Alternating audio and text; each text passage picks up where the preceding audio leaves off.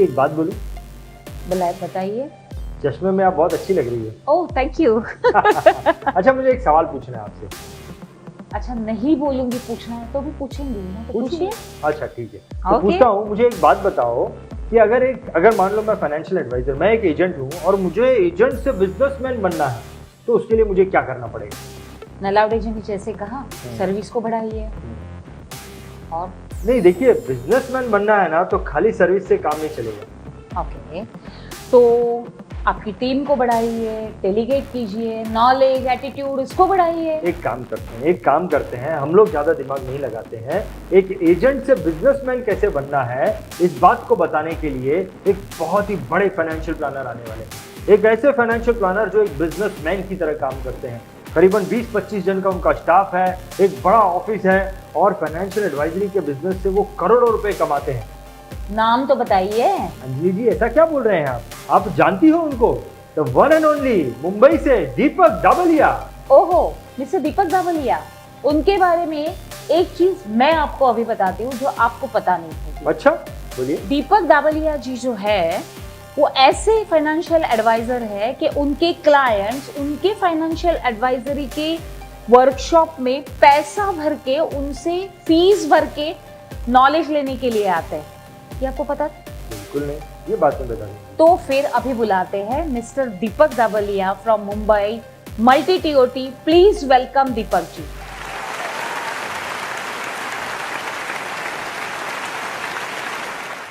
सबसे पहले तो मैं शुक्रिया अदा करना चाहूँगा BITV का कि जिन्होंने मुझे ये मौका दिया आपसे बात करने के लिए और मेरी फ्रेटर्निटी से बात करने के लिए। तो मैं दीपक दाबलिया आप सभी का ये प्रोग्राम में वेलकम करता हूँ और मैं आज एक टॉपिक लेके आया हूँ आपसे बात करने के लिए, वर्क एज ए एंटरप्रेन्योर। हम लोगों को एज ए एडवाइजर जो मैंने सीखा है, क्योंकि मैं जब ये फील्ड में 96 में आया तभी से मेरा एक फॉर्च्यून बना या मेरा एक भाग्य बना या मेरा एक सिलसिला बना और मैं उसको बहुत ही मैं अपने आप को लकी मानता हूं कि मुझे अच्छे अच्छे मेंटोर मिलने लगे और मैंने जो काम करना चालू किया उनके गाइडेंस से। और मैंने देखा कि भाई एजुकेशन जो है हमारी इंडस्ट्री में बहुत ही काम करता है, क्योंकि हम लोगों को किसको मिलना है तो क्लाइंट को मिलना है। अभी जब भी हम लोग क्लाइंट को मिलते हैं और क्लाइंट का चॉइस होता है हम किस टाइप के क्लाइंट को मिल रहे हैं, और जिस टाइप के हम लोग क्लाइंट को मिल रहे हैं उसमें से हमारा जो है वो एक केस साइज बनता है। समझो मैं लाइफ इंश्योरेंस के बारे में बात करूं, मैं मेरा इंश्योरेंस बिजनेस कैनवास करने को जा रहा हूं, जो मैं करता हूं 24 सालों से। ये मैं करने को जा रहा हूं, तभी मैं कौन से क्लाइंट के पास जाता हूं। जैसे एक क्लासिफिकेशन जो है इनकम का, वो कौन सी कैटेगरी में, कौन से इनकम स्लैब में आते हैं। जैसे हम लोग बोलते हैं कि भाई कितनी कैटेगरी है, तो एक पुअर क्लास है, एक मिडिल क्लास है, एक अपर मिडिल क्लास है, एक रिच क्लास है, एक अल्ट्रा रिच क्लास है। आज मैं कौन से क्लाइंट के पास जाता हूं, तो मैं एक सेमिनार में था और वहां पे मैंने ये सुना कि आपका एक क्लासिफिकेशन ऑफ क्लाइंट, कि आप कौन से क्लाइंट के पास जाते हो। और मेरे माइंड में ये चल रहा था कि ये क्लासिफिकेशन समझो मिडिल क्लास के मैं पास जाता हूं और तभी मेरा एवरेज केस साइज था 10,000 रुपीज में, जो मेरा एवरेज केस साइज था। और मैं आपको बात कर रहा हूँ करीबन ये 98 की, और तभी 10,000 तो वहां पे बोला गया कि आप जो हो वो आप को केस साइज को बढ़ाना है तो आपको सोचना पड़ेगा एज अ बिजनेस पर्सन। और मैं तो सरप्राइज हो गया, एज अ बिजनेस पर्सन क्या होता है। वहां पे बताया गया कि आपको 5 चीजों पे काम करना चाहिए एज अ बिजनेस पर्सन। और आपका जो भी है तो योर माइंडसेट, सबसे पहला तो your mindset. Work as a entrepreneur, और जो भी है उसके आजू बाजू में रिसोर्सेज को सेट करो। तो बाद में ये प्रोग्राम जो है, तो ये प्रोग्राम 3 साल का प्रोग्राम बना और मैं ये 3 साल के प्रोग्राम में मैंने एंटर किया और ये प्रोग्राम का नाम था फ्यूचर एडवाइजर। और ये जो फ्यूचर एडवाइजर करके संतोष नायर साहब ये प्रोग्राम को लीड कर रहे थे और उन्होंने बताया कि आपको जो भी करना है एज अ बिजनेसमैन करना है। और एक बिजनेसमैन क्या करता है, तो बिजनेसमैन उन्होंने एक डेफिनेशन दिया। तो एक बिजनेसमैन का काम क्या होता है, एक एंटरप्रेन्योर का काम क्या होता है, तो उन्होंने एक बहुत ब्यूटीफुल डेफिनेशन दिया। So as a entrepreneur your job is to take resources from lower level to a higher level of productivity. तो इसका क्या मतलब है lower level to higher level of productivity?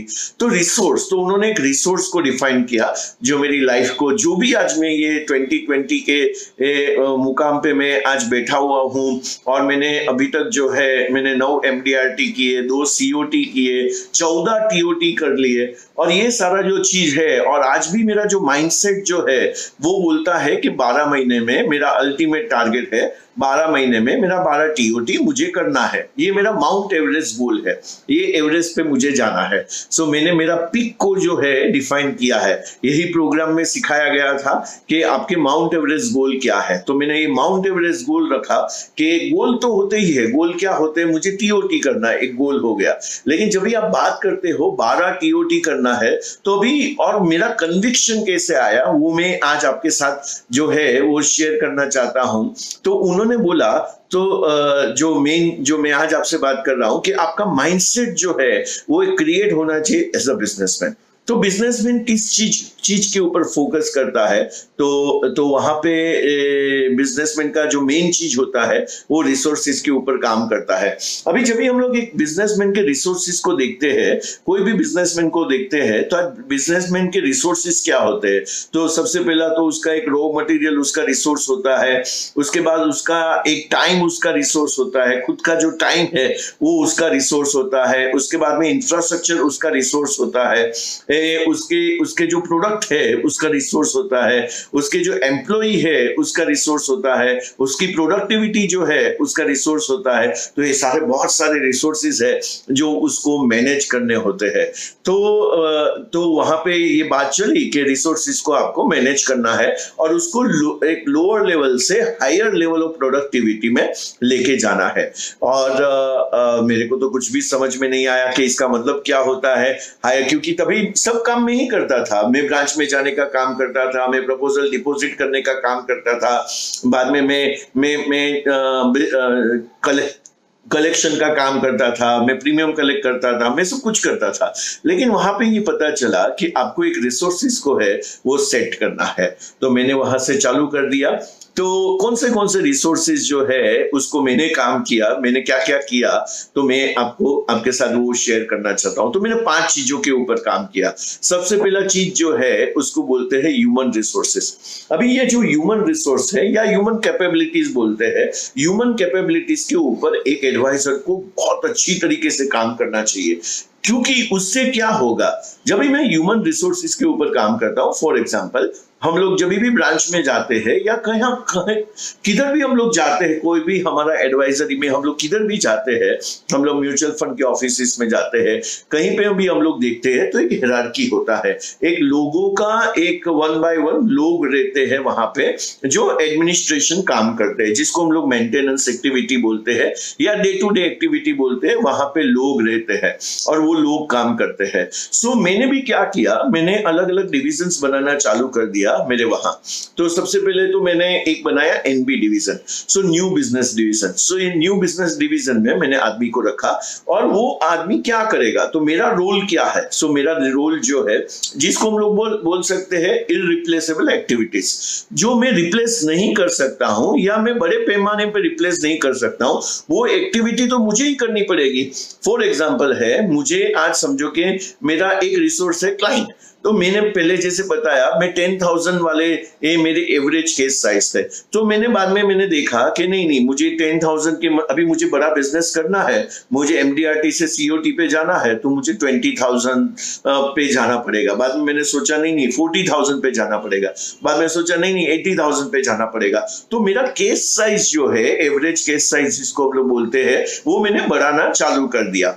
तो ये रिसोर्सेज जो क्लाइंट के लेवल्स है, वो रिसोर्स को मैंने लोअर लेवल से मैंने हायर लेवल पे लेके गया।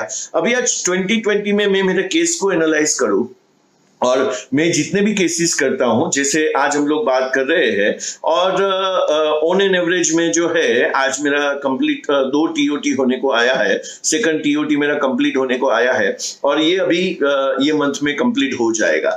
और ये सिचुएशन में भी ये बिजनेस हो रहा है, क्योंकि क्यों हो रहा है माय डियर फ्रेंड, ये समझने की हम लोग कोशिश करते हैं।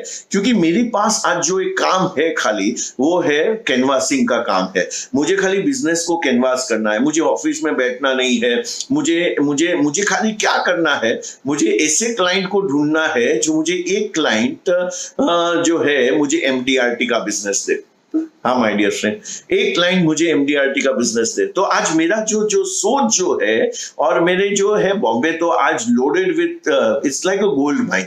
आप जो एक ढूंढो मिलते हैं हजारों। सो ये मेरा माइंडसेट बन चुका है कि ऐसा हो सकता है। तो मैंने लोगों को ऐसे ढूंढना चालू कर दिया, ऐसे करना चालू कर दिया। तो मैंने एनबी डिवीजन को सेट किया, और मेरा काम क्या होता है, मेरा काम एक ही होता है, बिजनेस को लेके आओ, और उसके बाद का जो भी प्रोसेस होता है, वहां से लेके मेडिकल चेकअप से लेके पेपर को सीयूएस में सबमिट करना। और अभी मेरा एक केस चल रहा है जहां पे एसडीएम सर का एमएचआर है। सो मैंने एसडीएम सर को कॉल किया, उन्होंने तुरंत ही उठाया, हाँ दीपक क्या चल रहा है। मैं बोला सर बहुत बड़ा गुड न्यूज है, एक अच्छा केस आया है जिसमें 60 लाख का प्रीमियम है, और उसमें आपके ब्लेसिंग्स चाहिए, आपका एमएचआर चाहिए। बोला भेज दे दीपक। और वो कभी नहीं बोले कि आपको आने का जरूरत है। और वो जो भी क्लाइंट से कॉन्फ्रेंस कॉल करवाना है, मीटिंग करवाना है, फिजिकल मीटिंग करवाना है, उनको लेके जाना है, क्लाइंट को लेके जाना है, तो मैंने इस तरीके के स्टाफ को जो है, इस तरीके से मैंने सपोर्ट स्ट्रक्चर को क्रिएट किया कि वहां पे मेरा 1 मिनट भी जो है वो इन्वेस्ट ना हुए। तो मैंने ये रिसोर्सेज को जो है, लोगों के रिसोर्सेज को एक बिजनेसमैन कैसे सोचता है, तो एक बिजनेसमैन ऐसे सोचता है, एक मुकेश अंबानी कैसे सोचता है, तो एक बिजनेसमैन जैसे सोचता है। आपको बड़ा बिजनेस करना है, और ये धंधे में आपको, ये बिजनेस में आपको जो है वो 1% में आना है। 1% का क्या मतलब है, मैं हर टॉक में बोलता हूं, 1% का मतलब ये है जो 1 करोड़ से ज्यादा कमा रहे हैं। आज आप गिन लीजिए कि ये बिजनेस में 1 करोड़ से ज्यादा कितने लोग कमा रहे हैं, और आपको समझ में आएगा गिने चुने लोग कमा रहे हैं, वो 1% है। और आप 1% का जब भी केस स्टडीज करते हो, और मैंने एक एमडीआरटी से बुक लिया था, और वो बुक में वहां पे लिखा गया था कि लेसन्स फ्रॉम टॉप एडवाइजर्स। और आप टॉप एडवाइजर्स का जब भी लाइफ को स्टडी करते हो, तो आपको समझ में आएगा वो जो भी काम करते हैं एज अ बिजनेसमैन करते हैं, उनकी सोच जो होती है एज अ बिजनेसमैन होती है। तो सबसे पहला जो है वो डेलीगेशन का पार्ट आता है। डेलीगेशन का पार्ट का मतलब क्या है, delegate non revenue generating activity and focus only on money making activity. So ये जो डेलीगेशन है, सो मैं फिर से रिपीट करता हूं, डेलीगेट, तो आप जो भी काम को हाथ में लेते हो, आज से आपने जो भी काम को हाथ में लिया, तो आप वो काम को पूछिए, तो वो काम को आपको पूछना है, ये मनी मेकिंग एक्टिविटी है या मेंटेनेंस एक्टिविटी है, ये मनी मेकिंग एक्टिविटी है या मेंटेनेंस एक्टिविटी है। अभी जब भी आप मेंटेनेंस एक्टिविटी करते हो, तो वो कोई भी आदमी, आज मेरे पास मैं 25,000 में किसी को रखा हुआ है, मैं 35,000 में किसी को रखा हुआ है, वैसे मेरे पास आज 23 लोग काम कर रहे हैं, 23 लोग काम कर रहे हैं। और गोपीनाथ सर एवरी टाइम बोलते हैं, जब भी हम लोग उसके लाइव सेशन या कोई भी सेशन को अटेंड करते हैं, कि कैसा लगेगा जब भी आप अपने ऑफिस में एंटर करते हो और 50 लोग 100 लोग खड़े हो जाएंगे, और जैसे ही आप एंटर करते हो, आप सब आपको ग्रीट करेंगे, good morning sir, good morning sir, good afternoon sir, good evening sir, thank you sir. So ये जब भी माहौल बनता है एज एक बिजनेसमैन का, कि आप एक बिजनेसमैन के माफिक सोच रहे हो, आपने ऐसा सेटअप क्रिएट किया है, तो मैं सभी को रिक्वेस्ट करता हूं, एक आदमी, आपके पास 1 है तो 2 आदमी, 2 है तो 4 आदमी, 4 है तो 8 आदमी, क्योंकि ये सारे क्या करेंगे, ये सारे जो है, जैसे हम लोग स्टॉक मार्केट में इन्वेस्ट करते हैं, अच्छे स्टॉक को बाय करते हैं,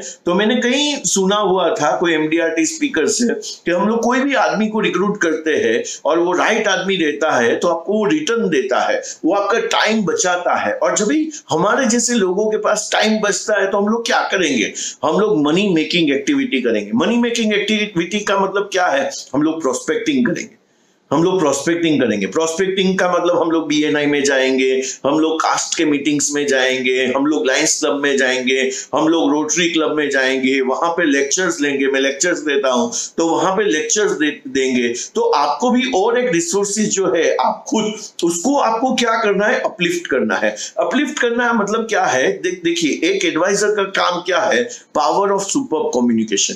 आपका कम्युनिकेशन इतना शानदार होना चाहिए, जानदार होना चाहिए, जो एक आदमी सोचने पे मजबूर हो जाए। क्योंकि हमारा प्रोडक्ट जो है वो टेंजिबल प्रोडक्ट नहीं है। हाँ, हम लोग उसको टच नहीं करवा सकते, स्मेल नहीं करवा सकते, जो भी है हम लोग उसको करवा नहीं सकते हैं, महसूस नहीं करवा सकते हैं।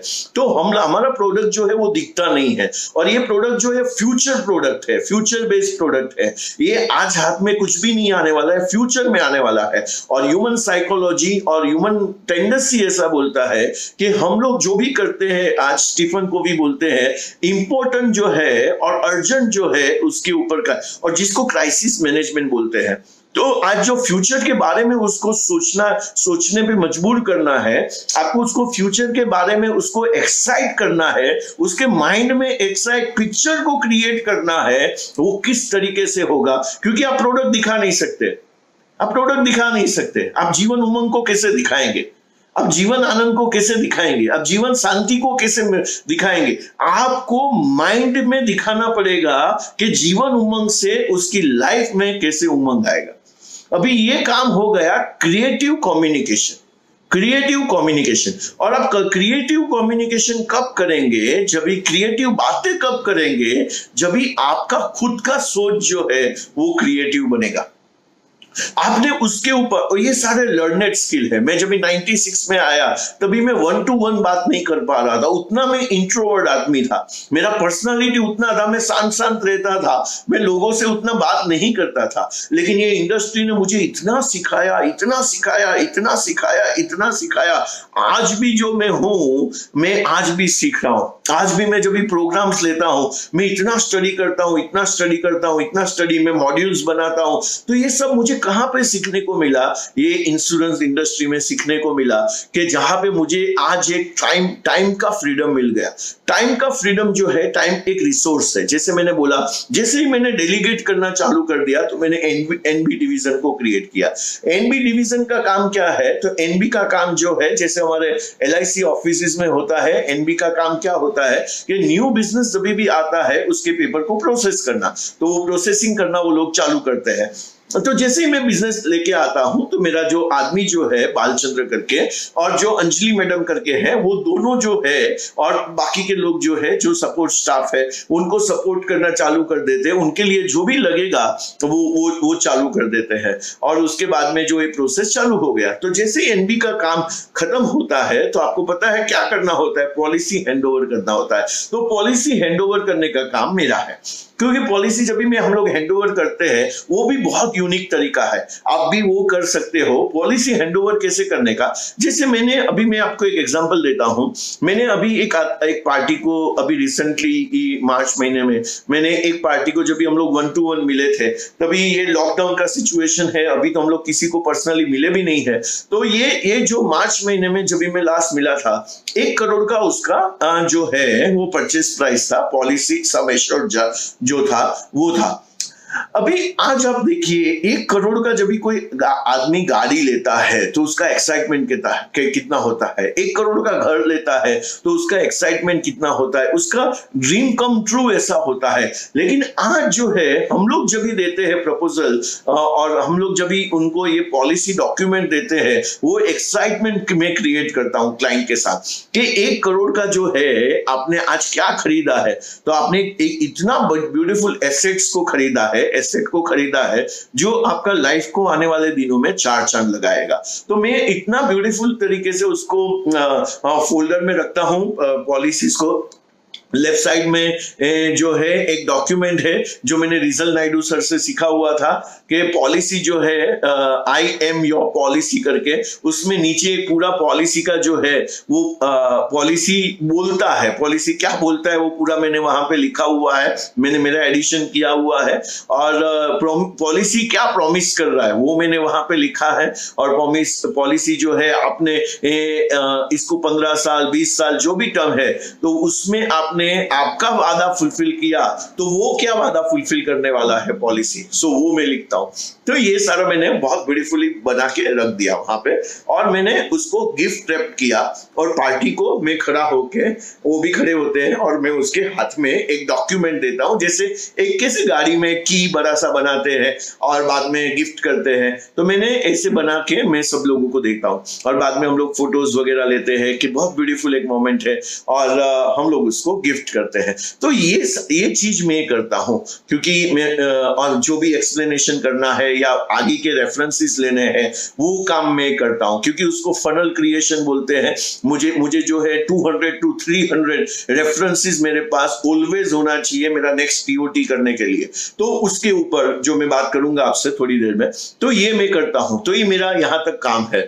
और उसके बाद में जो प्रोसेस होता है उसको जो है हम लोग मोबाइल के ऊपर उसको पूरा पोर्टफोलियो क्लाउड में क्रिएट करके देते हैं। वो सबका जो काम है वो बाद में पीएस पॉलिसी सर्विसिंग डिवीजन जो है वो बनाया हुआ है। तो वो लोगों का काम क्या है, तो पॉलिसी सर्विसिंग डिवीजन का काम क्या है, जितना भी पॉलिसी सर्विसिंग का काम जो होता है माइनर टू मेजर करना है, बाद में पॉलिसी में जो भी एड्रेस को करेक्ट करना है, किसी को लोन चाहिए वो करना है, बाद में प्रीमियम जो है वो कलेक्ट करना है ऑन मंथली बेसिस, वो रिस्पॉन्सिबिलिटी किसी को असाइन किया हुआ है। तो ईच एंड एवरी प्रीमियम जो है मेरा कहीं पे भी रोल नहीं है माय डियर फ्रेंड, मैं कहीं पे भी नहीं आता हूं। हाँ, मुझे कब आना है, जब भी कोई क्लाइंट जो है वो बोलता है कि मुझसे प्रीमियम नहीं भरा जा रहा है, सो तभी मेरा एक एंट्री होता है। पहले वो लोग ही एक्सप्लेन कर देते हैं, तो 10 केसेस में से तो 4-5 केसेस जो है उसमें मुझे एंटर नहीं करना पड़ता है। कुछ केसेस में जब भी मुझे एंटर करना पड़ता है तो मैं एंटर करता हूं और मैं एक्सप्लेन करता हूं कि किस तरीके से आप ये जो प्रीमियम को नहीं भर रहे हो, आपके कमिटमेंट को फुलफिल नहीं कर रहे हो, तो उसकी कॉन्सिक्वेंसेस क्या है। सो मैं उनको वो तभी एक्सप्लेन करने के लिए आता हूं, तो तभी मेरा रोल रहता है। और तभी बाकी के जो भी रोल है, मैच्योरिटी तक का जो भी काम है वो भी हैंडओवर किया है। मैच्योरिटी में मैं वापस आता हूं और उसको रिसाइकल कैसे करना, क्योंकि वो भी हमारे लिए एक बहुत बड़ा बिजनेस है कि उसको रिसाइकल कैसे करना, तो वो भी हम लोग एक्सप्लेन करते हैं। अभी मैंने एक बहुत अच्छा बिजनेस को क्लोज किया रिसाइकल में। सो मैंने उनके बच्चे लोगों को दिया टोटल असाइनमेंट करके, और टोटल उसके फादर और मदर के नाम पे, क्योंकि मैंने 20 साल पहले 2000 में करीबन वो प्लान किया था, और वो 20 साल का प्लान था जो आज मैच्योर हुआ। मई मंथ में, जून मंथ में मैच्योरिटी आया, और उसका टोटल जो इनफ्लो था वो 15 लाख था। तो 15 का 15 लाख मैंने रिसाइकल किया, और उसमें से भी एडिशन करके मैंने किया, और मैंने वापिस वो जो था इनफ्लो मैंने उसका जो, और एवरी ईयर पैसा, क्योंकि आपको पता है कि हम लोग ने रिटायर एंजॉय या हम लोग ने वैसे ये इनफ्लो क्रिएट करके दिए थे। और वो फादर का एज आज जो है वो 51 है, तो अभी उनको कोई पैसे का जरूरत नहीं है। तो मैंने उनको एक्सप्लेन किया था कि एक्यूमुलेशन पहले करते हैं और बाद में डिस्ट्रीब्यूशन करते हैं आपके पेंशन के प्लान में। तो इस तरीके से तो वो कन्विंस हो गए। तो हमारा काम क्या है माय डियर फ्रेंड, तो जब भी मैं खाली रहूंगा, कभी मैं पीसफुल रहूंगा, तो मैं ये काम करूंगा। तो मैंने ये सारे जो डिविजन्स है वो बना के रखे हुए। आज भी अभी भी मेरा आदमी जो है वो ऑलरेडी डिवीजन पहुंच चुका है, और वो ये डिवीजन में आज जो एमएचआर लेना है एसडीएम सर से, तो वो एमएचआर ले लेगा। नहीं तो मेरे को जाना है, तो मेरा पूरा दिन जो है, क्योंकि मैं रहता हूँ कांदिवली में, बॉम्बे में, और मुझे टाउन जाना है, तो ये पूरा जो मुझे ट्रैवल करके जाना पड़ेगा, तो ये सारा चीज होगा। तो मैंने ये सारा डेलीगेशन किया है माय डियर फ्रेंड। सुपर ये है। आप मैंने धीरे धीरे, आज मेरे पास जो 23 लोग हैं वो ओवरनाइट नहीं बने माय डियर फ्रेंड। मैंने एक आदमी को रखा, बाद में 2 आदमी को रखा, बाद में मैंने टोटल 4 आदमी को रखा। इस तरीके से कर करके आज तो मैंने माय डियर फ्रेंड प्रोस्पेक्टिंग के काफी कुछ जो है वो भी मैंने डेलीगेट कर दिए है। तो इस तरीके से आप डेलीगेशन का ये जो रिसोर्सेज को एज अ बिजनेसमैन सोचोगे, so think like businessman. Be like businessman. जो भी है बिजनेसमैन क्या करता है, R&D पे काम करता है। सो आप क्या R&D पे काम करते हो, आपके रिसर्च क्या है, आप क्या रिसर्च करते हो, आप किस तरीके से करते हो। तो एक चीज हो गया ह्यूमन कैपेबिलिटी। दूसरा मैं कैपेबिलिटी के ऊपर बात करना चाहूंगा। दूसरा कैपेबिलिटी जो है वो इंफ्रास्ट्रक्चर कैपेबिलिटी।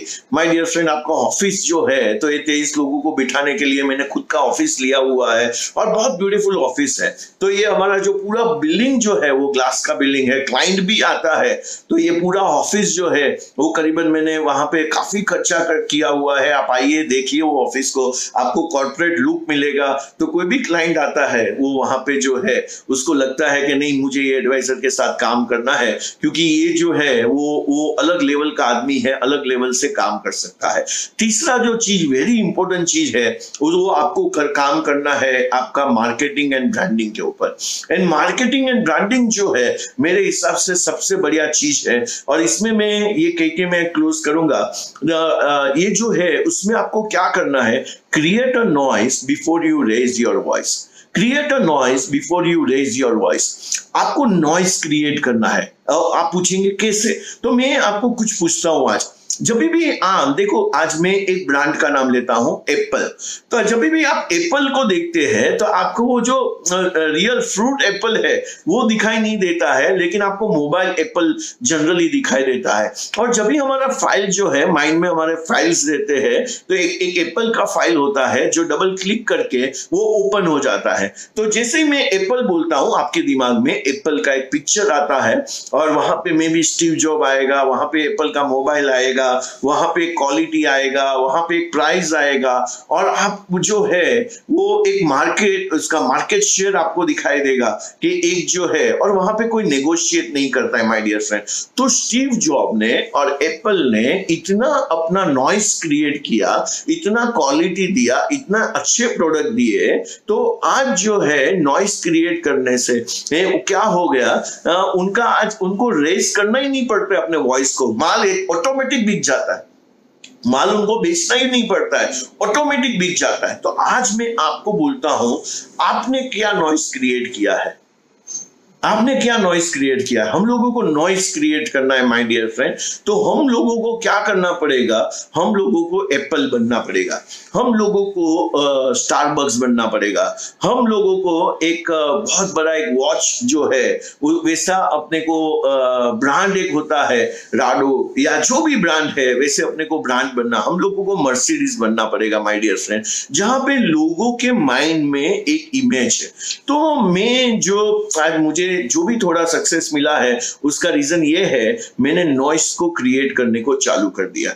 आज मेरा क्लाइंट मुझे किस तरीके से परसीव करता है, उनके माइंड में जब भी, आप भी पूछिए अपने आप को कि आपका क्लाइंट जब भी आपके बारे में सोचता है तो उसके माइंड में कौन सा फाइल ओपन होता है। तो वो जो भी आपका नाम है, तो आपका नाम उन्होंने सुना तो उनका कौन सा फाइल ओपन होता है, वो आपके बारे में क्या समझता है, वो आपके बारे में क्या सोच रहा है कि आप एकदम आप द लो ब्रांड है, मींस आप लो प्रोडक्ट है, या आप मीडियम टाइप के प्रोडक्ट है, या आप हाई एंड प्रोडक्ट है, सो हाई रेंज प्रोडक्ट है। माय डियर फ्रेंड, ये हमारे हाथ में है। और आप देखोगे तो जितने भी बड़े एडवाइजर्स हैं आज मार्केट में, उन्होंने अपना ब्रांड को क्रिएट किया है, उन्होंने नॉइस को क्रिएट किया है।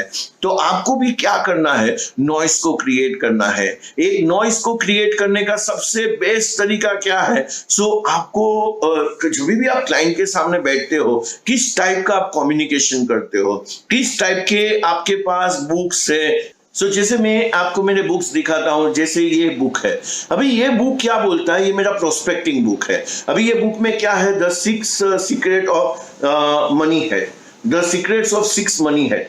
अभी मैं क्लाइंट के साथ ये मैंने बुक प्रिंट किया हुआ है। इसमें है व्हाइट मनी हेड, इसमें है रेड मनी हेड, और इसमें है ब्लैक मनी हेड। तो ये जो है, इसको बोलते हैं हम लोग कि कोई भी प्रोस्पेक्ट पे पास जाते हो तो आपको डायरेक्ट जो है वो प्रोडक्ट पे उनको लाने से पहले आपको क्या करना पड़ता है, आपको एक ओपनिंग करना पड़ता है, क्लाइंट का अटेंशन को लेना पड़ता है जब भी आपको बड़ा सेल करना है। सो बड़ा सेल करने के टाइम पे जब भी आप ऐसा ओपनिंग करते हो कि सर आपका मनी हेड कौन सा है, और उसके आगे बाद में हम लोग बात करेंगे। इसके बाद में मैं क्या बात करता हूं, इसके बाद में मैं ये डॉक्यूमेंट लेके आता हूं, रियल वेल्थ मैपिंग बुक। अब ये रियल वेल्थ मैपिंग बुक क्या करता है, तो रियल वेल्थ मैपिंग बुक में हम लोग उसका पूरा रियल वेल्थ, उसके बारे में, उसको हेल्थ के बारे में बात करते हैं, रिलेशनशिप के बारे में बात करते हैं, मनी के बारे में बात करते हैं, कंट्रीब्यूशन के बारे में बात करते हैं। तो ये सारा बुक में वो फिल करेगा।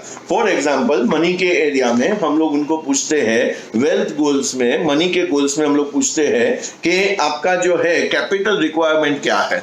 उसके बाद में हम लोग बोलते हैं मंथली रिक्वायरमेंट क्या है आपका, बाद में मंथली इनकम आफ्टर 1 ईयर क्या होगा, मंथली इनकम आफ्टर 5 ईयर क्या होगा। तो क्लाइंट सोचने पे मजबूर हो जाता है। माय डियर फ्रेंड, क्लाइंट क्यों बोलता है कि मुझे नहीं लगता है मैं 15 साल का कमिटमेंट लूंगा, क्योंकि उसको ऐसा लगता है कि मे बी मेरा इनकम जो है वो डाउन हो चुका। तो ये डॉक्यूमेंट क्या करता है, ये मैंने मेरे लिए बनाया है। वैसे ही ये मेरा फोटो है, ये मेरी वाइफ का फोटो है, मेरी छोटी वाली डॉटर का फोटो है, तो ये वाइफ का फोटो है, बड़ी वाली डॉटर का है।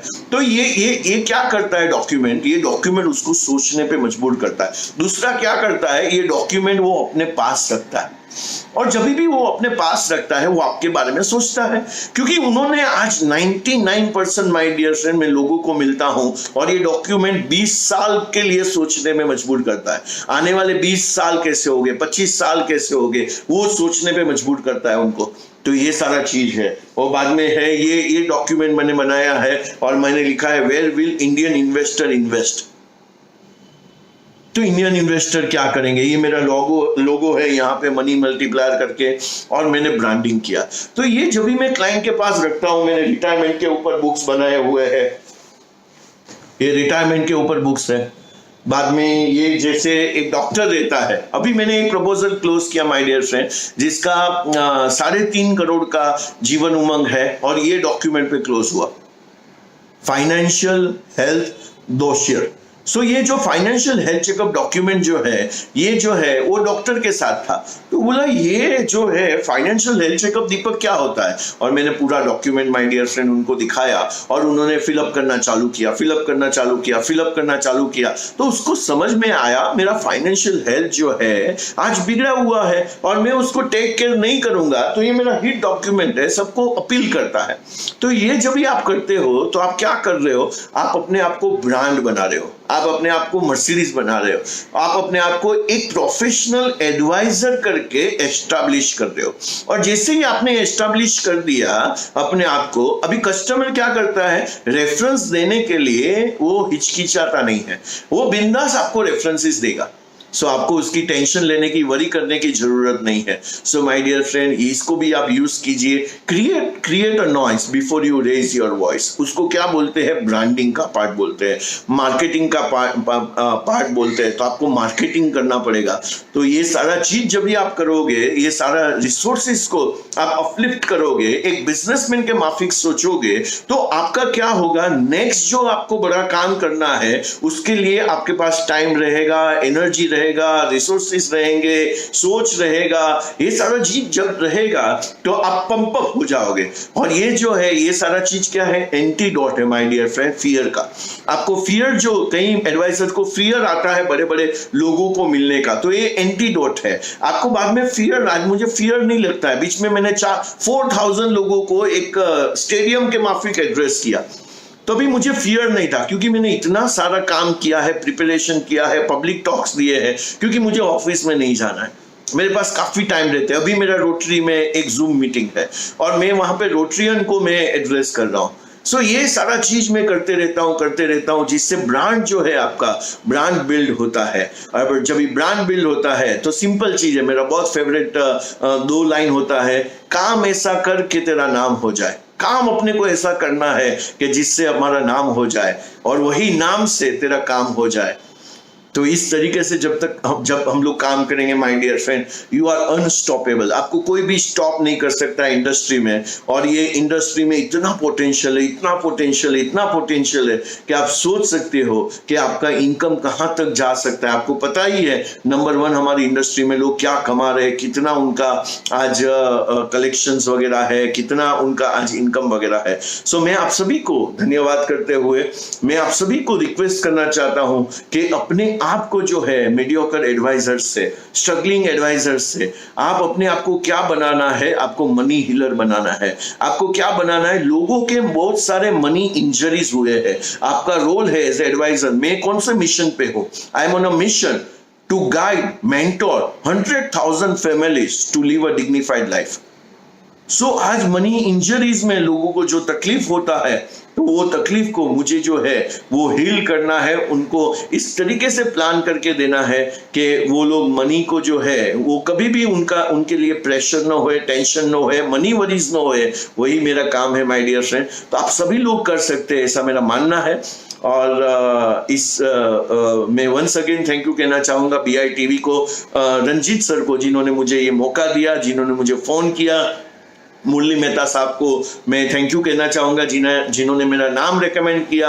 मैं नायर सर को, गोपीनाथ सर को, रंजन सर को, टागोर सर को, ये सारे जितने भी मेरे गुरु है जिन्होंने मुझे सिखाया।